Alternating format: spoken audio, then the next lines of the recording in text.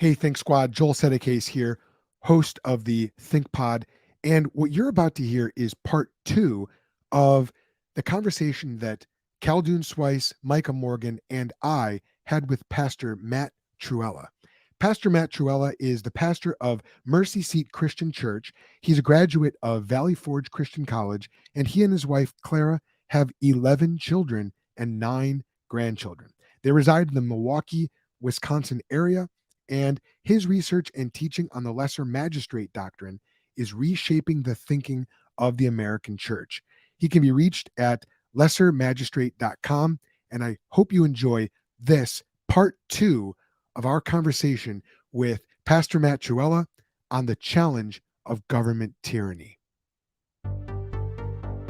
My name is Joel Sedekase. In 2009, I left my job in the business world to teach Bible at a Christian high school in Chicago. Impacted by my students' questions, I set out on a journey that brought me first to seminary to study apologetics and philosophy of religion, and then into pastoral ministry. As a pastor, I saw firsthand the struggle of believers confronted with questions of life that at first seemed impossible to answer, and the powerful confidence that came when they saw how God's Word gives the answers and guidance they needed. I had a dream to spread that message and equip more followers of Jesus, so my family and I joined Crew and launched the Think Institute. Now, I'm on a mission to equip believers to explain, share, and defend the Christian message by applying timeless biblical truths to current cultural challenges. I don't have all the answers, but I'm determined to find them. And through this show, I'm reporting back to you, the Think Squad, what I discover. Welcome to the Think Podcast. Really quickly before we start, learning how to interpret all of life through the lens of God's Word takes a lot of work, more than just 1 or 2 podcast episodes a week. If you have an interest in the intersection between the biblical worldview and biblical manhood and current events, as I do, as well as philosophy, theology, and many, many leather-bound books, consider joining our free online community, the Think Squad group on Facebook, Gab, and on Signal. There you can join hundreds of other Christ followers who are also on the same journey, and we trade apologetics stories and strategies. We discuss philosophy and theological questions. It's like a huge bull session around a bonfire in your backyard or at your favorite cigar lounge. So check out the Think Squad group on Facebook, Gab, and Signal.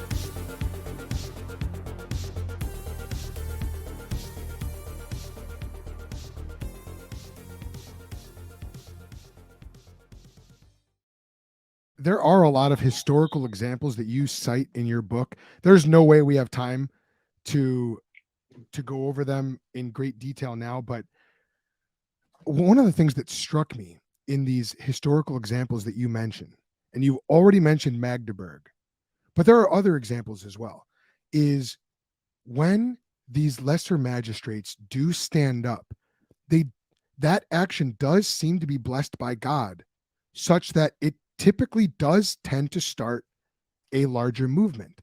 I mean, you mentioned the Reformation, the fate of the Reformation, in a lot of ways, hung on what happened at Magdeburg, one small little city that, dare I say, most people who have heard of the Reformation have never heard of Magdeburg, not in today's world. And there are other examples. The county in Illinois, Newton County in Missouri. Why is it that these little actions do seem to have such outsized impact? Why do you think that is? Yeah, well, and it has a huge impact. In fact, Ezekiel 22, verses 26 through 31, the Lord talks about how the great governments are messed up. Family and self-government's messed up. Church government's messed up. Civil government's messed up. He's going to bring his judgment upon the land, he says, because he could find no one to stand in the gap. And he was appealing most to the civil authorities there than the others. And so understand this. The interposition of the civil authorities, the lesser authorities, is so important, it can actually abate the just judgment of God. When the superior authorities bring evil in the land, the lesser authorities duty, again, isn't blithe compliance. Their duty is interposition, and that interposition can actually abate the just judgment of God in the land because the evil stopped. Very important. One of the things I've learned, Joel, is that men lack courage. And that's why I believe the book that I wrote is very important, because it gives people theology. And I believe theology is what gives men the grit to stand against tyrants, to confront tyrants, and to stand against them. And so when you read my book, you'll notice that, and I hear from unbelievers all the time who've read my book. And my book has been used to help many unbelievers move towards Christ. Some it was the starting point where they eventually have come to know Christ. And I've also seen many churchmen have contacted me who, the vast majority of churchmen, think we should have nothing to do with civil government matters.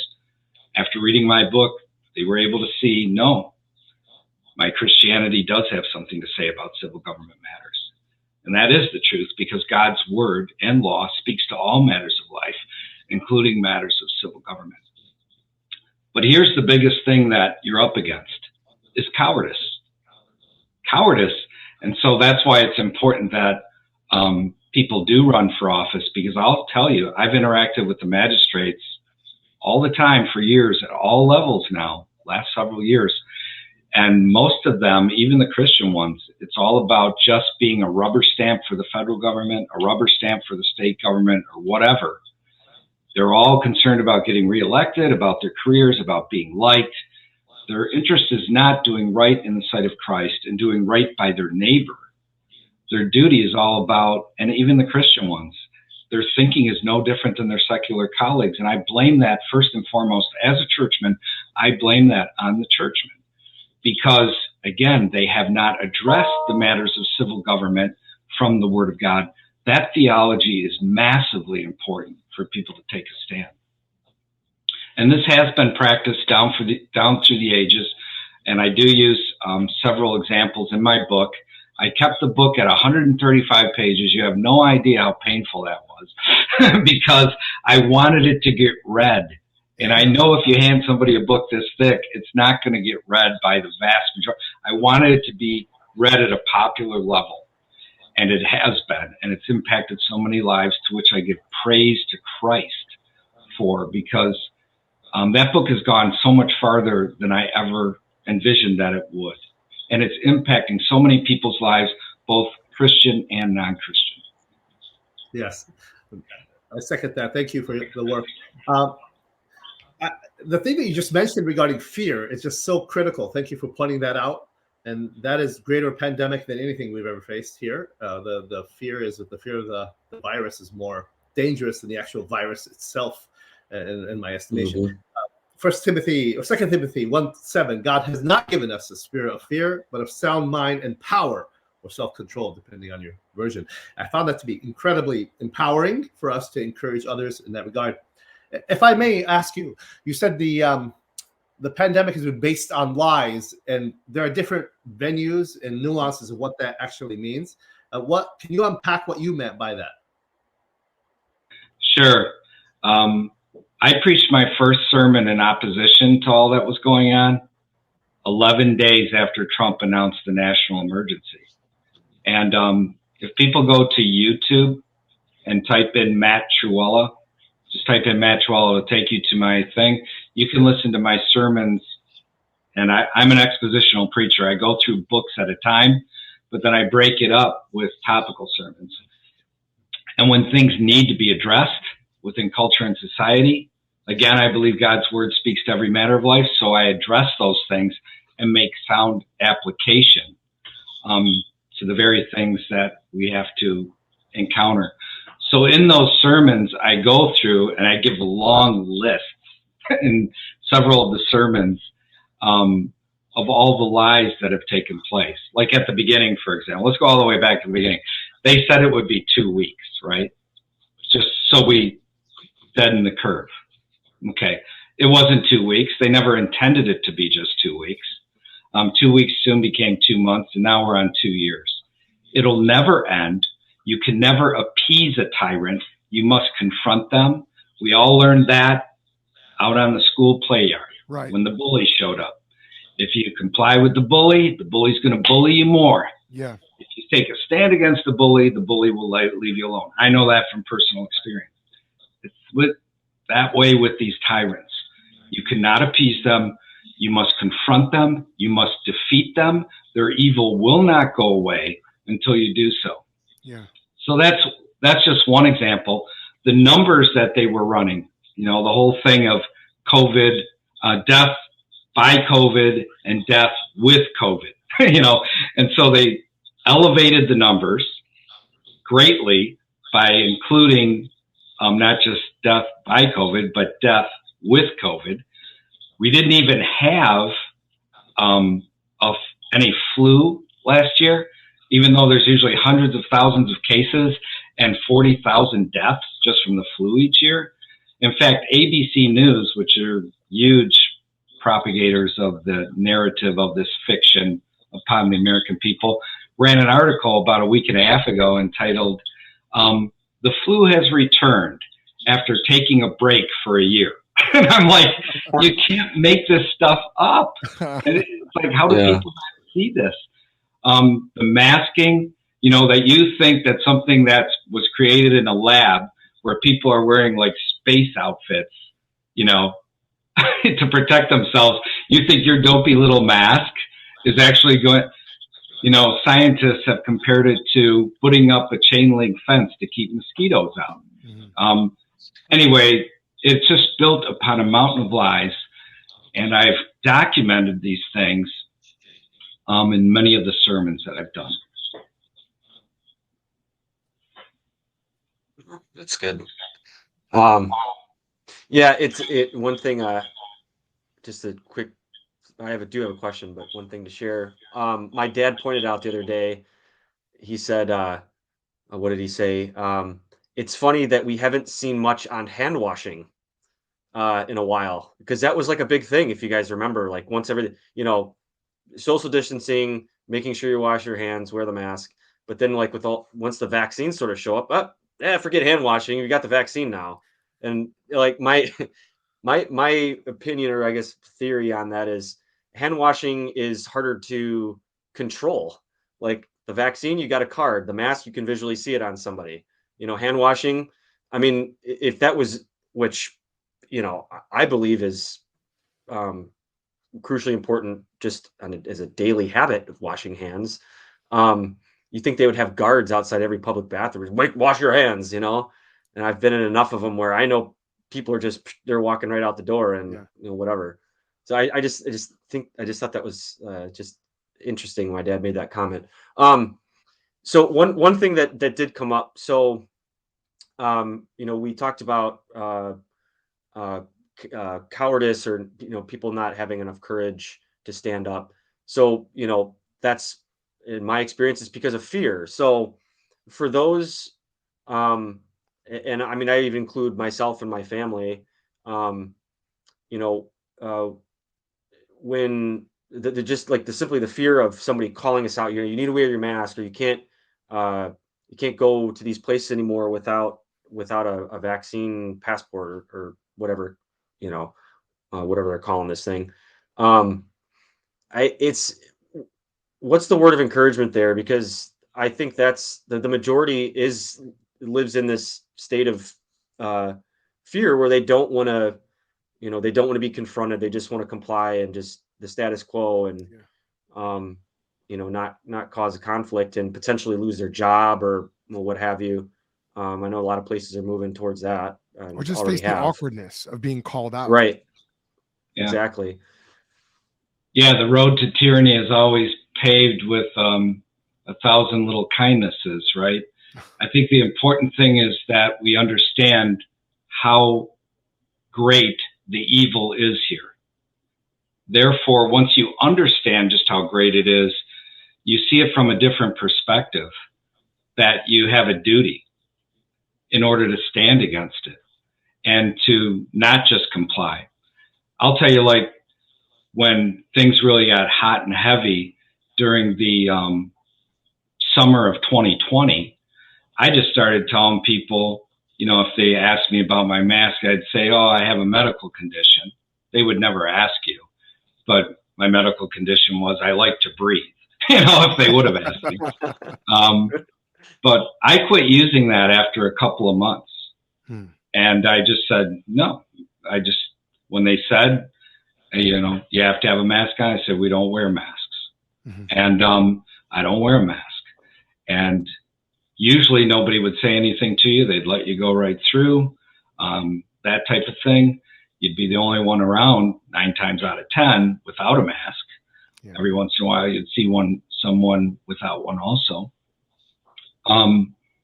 So I think it's a matter of understanding just how great this evil is and how pernicious it is, how insidious it is. When you look at like what happened to the Jews, for example, it didn't start with them being told, hey, get on the boxcars, you're headed to the death camp, right? No, it started with something as innocuous as the very first laws years before the boxcars, as if you're a Jew, you can't sit on a public park bench. Right. Well, the Jews were like, well, it's okay. And they accommodated themselves to that. And then it was another thing. You can't go to a theater. And they accommodated themselves. There was 1,000 accommodations that they made to the evil before they got to the boxcars. When you understand where this thing is headed and how tyranny is built, it's built plank by plank, you understand you have a duty to make a stand against it. And I think that gives you the right frame of mind and the strength to make a stand. One of my daughters broke her finger. It took us 9 days, and you wouldn't believe what we went through, to get into a doctor's office in order for it to get looked at without a mask on, because we're committed not to put a mask on. Yeah. Her finger's fine now, by the way, and everything like that. Good. And we finally did get to see a specialist, and it was fine regarding her situation. She just had to wait till it healed and all that. But we had already been committed that if we can't find a doctor, then we will just pray and trust God, because we are committed not to put the mask on, because we know it's a tool of control. It's a tool of conditioning, and they want you to put it on. And it's so ridiculous. Put it on from here to that chair that you're going to eat at. Put it on from here. Yeah, it goes on and on. So I think it's extremely important for us not to comply. And I lost my train of thought, but I was going somewhere with all that. That's good. Matt, why are they so hell-bent on us getting this shot? What is it about? Is it the shot? Is it something in the shot? Is it, because it doesn't matter which brand, which company you get it from, as long as you get the shot. What is it about this shot that makes them so hell-bent on everyone getting it and complying? Yeah, I think that's what everybody would like to know. It's like, again, I'm not getting it just because I see that they want me to get it so badly. Right. And they're willing to go through these lengths. They're actually denying people health care, treatment at hospitals and doctors' offices because they won't comply with it. Think how evil that is. And healthcare, supposedly, according to these people, is a human right. That's what they were saying just a couple of years ago. Right. So now it's like, if you're not vaccinated, you deserve to die off on the side corner here. I guess you're not human. Yep. And that's one of the reasons, like our church, and this is happening across the country, we're building Christian medical structures. Some of the people in our congregation who are in the medical field have lost their jobs or walked away from them because of what they've seen, and also because they wouldn't get the shot. And so they were removed. A couple of them were actually removed because they refused to follow all the nonsensical masking things that were going on at the hospital they worked at. And so we're building Christian medical structures here. And there's a gentleman I know who runs a cash-only medical outfit. It's been the only one for the last 5 years around here. He just opened the 6th one 2 weeks ago, because there's these doctors and nurses who want to continue to practice, but not in the medical industry paradigm. They see the evil that it is, how they're being used, these protocols and labels they follow in order to get all kinds of money. This is all documented stuff. Yeah. Robert Malone did a 3-hour interview. He's one of the guys who was involved in this, RNA, getting it developed. And he got 2 of the shots, and now he's sounding the alarm about this is crazy what's going on. He just got thrown off Twitter 2 weeks ago. This is a guy who spent his whole life in this. And another thing I want to mention, at the beginning of all this, I found epidemiologists and virologists.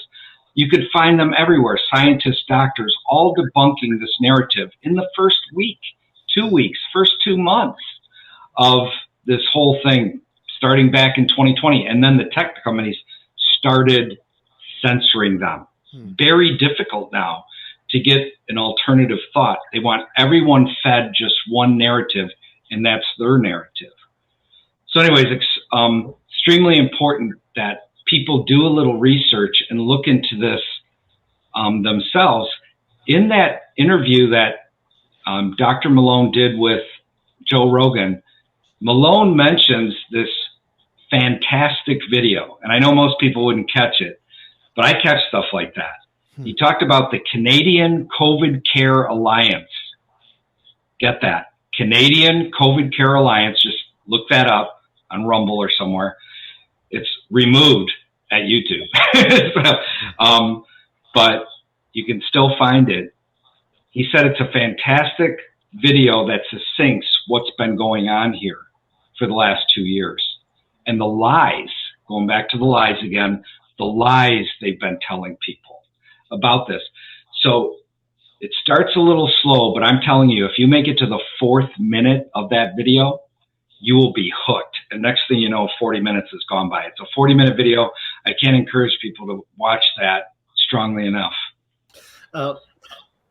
So my final question here, I know we're running out of time here, but thank you for what you shared. I know Joe Rogan did a recent interview with a few other medical personnel that was removed also from Twitter and YouTube. And this is actually a red flag for anyone who values information from the consenting and those who are not consenting.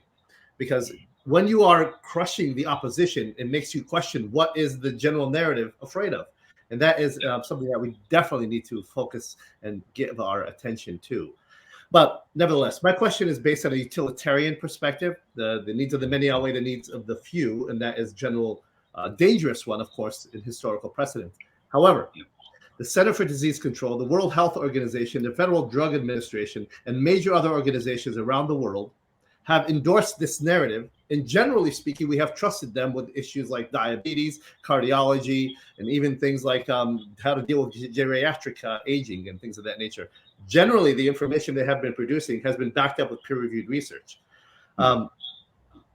It seems pushing the envelope here, Pastor Matt, if I may, saying that all these groups are involved in some kind of clandestine world order to crush us and lie. It's really pushing that and saying all of these people are, maybe some of them, but how do you address that perspective for that question? Yeah. They're politicized. All these organizations are politicized, every one of them. Secondly, the amount of money tied to all of this has been massive. I mean, they've bought off the government officials by giving them huge sums of money to play with. They've bought off the businessmen, giving them money in order to follow all this stuff. The churchmen have been bought off. Not only did 95% of the churches shut down because the government said they were supposed to, but over $14 billion churches and Christian organizations have taken since this began. Last I looked, which was about 8 months ago, over $14 billion. So not only did the churchmen play the traitor to Christ and shut down their churches, which in the past, the history of churchmen has been to actually keep the state from entering the church. Now the state bars entrance to the church to keep the churchmen out. So not only have they played the traitor, but they've also played the whore. They've taken money for teaching their Christian people to follow all this evil, to put masks on, stay 6 feet apart, put little gooey stuff on their hands. That is what they've aided and abetted the tyrants and the evil that they're trying to accomplish. And the third thing I would say about your thing is that you have to understand people involved in those type of organizations are very career-minded people. And this is just a common trait amongst man. He thinks overwhelmingly of only three things on the planet: me, myself, and I. And that's exactly what is happening with these organizations. You look at the tyranny of Hitler, you look at the tyranny of Stalin, you look at the tyranny of Pol Pot, you look at the tyranny of men down through the ages, from the Babylonians all the way up to the present. And what you see is that people go along to get along. What you see is that people comply and only worry about themselves, and as long as their ox isn't gored, they keep their mouths shut and they comply. People wonder, how did Hitler pull it off? How did Stalin pull it off?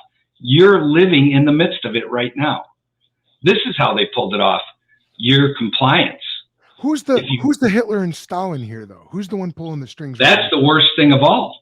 It seems to be very wealthy elitists. You can go to the World Economic Council, I believe it's called. Forum, the World Economic Forum?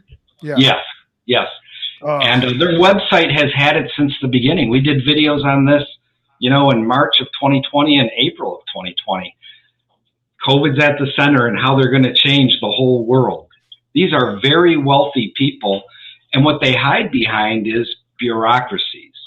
We don't have kings anymore where we can lop off their head when they do evil. We don't have, governors. They're all hiding behind bureaucracy. This faceless bureaucracy is how they're able to get their evil down in the fabric of society. And what stops them from getting their evil down in the fabric of society is the interposition of those in power and authority in order to stop it. The lesser authorities, state officials, even federal officials, if they want to do right, county and local officials. Pastor Matt, I've really enjoyed this conversation. Thank you so much for joining us. This is like drinking from a fire hose here, because you've got so much information. I just want to recommend to all of our listeners, if you have not yet read The Doctrine of the Lesser Magistrates by Matt Trewhella, go check it out. And I think you can get it on Amazon, right? Or should they go to your website? You can go to Amazon and get it there. Or you can go to our website, defytyrants.com. If you buy it there, we add a couple extra things into it that you won't get from an Amazon order. Okay. And I got to know, so far you've done 2 of these County Before Country events. When's the next one going to be? Yeah, that's great, right? Actually, it's Michael Foster, the pastor out in Ohio, who came up with this title, this idea. And when I heard it, I was right away on fire. I thought, that is awesome. And we didn't even get to all the stuff about localism, that was true. Family and everything, but we can do that. But I was like right away, I told everybody at that gathering out in Ohio, I said, this needs to be replicated everywhere across the country. We got great response for what we did. Our express talks, 15-minute talks on those 6 fights. By the way, if your listeners want to see what the talks are going to start being released next week, awesome. January 10th. And they can go to countybeforecountry.org, countybeforecountry.org in order to see those talks. And I forget what Michael's website is for the County Before Country that he did out there in Ohio. But we have so many people who are like, oh, can you come and do it in our area? We can't. We already have way too much on our plate. But what we are doing is putting together a template to show people what we did, and then they can take it, learn from what they want, and then improvise to do it however it works best in their area. Because I think it needs to happen across the country. And these thoughts need, especially bringing Christian thought to bear upon these matters, I think is extremely important. Yeah, it'll be great to have one of these here and get one started here in our local area. Yeah. Absolutely. Yeah, for sure. Yeah. As we bring this to a close, Pastor Matt, what's the best way for people to get in touch with you and to follow your work? Sure. If they go to defytyrants.com, they can email me. My email is matt@lessermagistrate.com. matt@lessermagistrate.com. You can go to our church website if you want to check that out, mercyseat.net, mercyseat.net. And then, of course, countybeforecountry.org. And then we've been censored both in the sermons. Some of my sermons aren't up there because they've been censored by YouTube, and Defy Tyrants has been censored by YouTube a couple of times, but we're still there. So we have a Defy Tyrants channel and a Matt Trewhella channel at YouTube. We have a Defy Tyrants and a Mercy Seat channel now at Rumble. And I'm at Gab also. Fantastic. Please stick around after we bring things to a close here, because I have a quick question for you. But sure. Pastor Matt, thanks again so much for joining us, and can't wait till your next event, and really appreciate the work you're doing. So God bless you, brother. God bless you, and thank you, and really enjoyed the time with all you brothers. God bless. Thanks, Pastor Matt. Matt, God bless you. See you. Okay, this idea just occurred to me as long as we have you here, because what you just said is true. We didn't really get into all the different entry points people can use to start acting locally.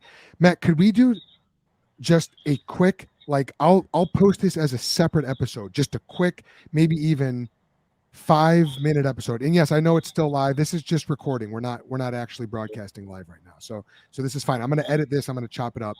But Matt, if you wouldn't mind, maybe we could just do literally just a short mini episode right now of you giving us a list of ways that local everyday dads can get involved in their local communities to start making a difference. Would that be all right? Do you have 5 minutes to do that? Yeah. I don't know if I can keep it that short, but I'll try. That's okay. That's totally fair. Micah, are you guys good to stick around for a few more minutes? Yeah. Okay. Yeah. Okay. As long as we can be done by 3:45, I'm good. So I have another thing to get to at 4. Okay, so I'm gonna go silent for a minute just so that when I'm editing I can see where the break is, and then I'm gonna reintroduce this as a new episode, and you can take 5-10 minutes and just give us that info, and then we'll do another close, and then we'll be done. Okay.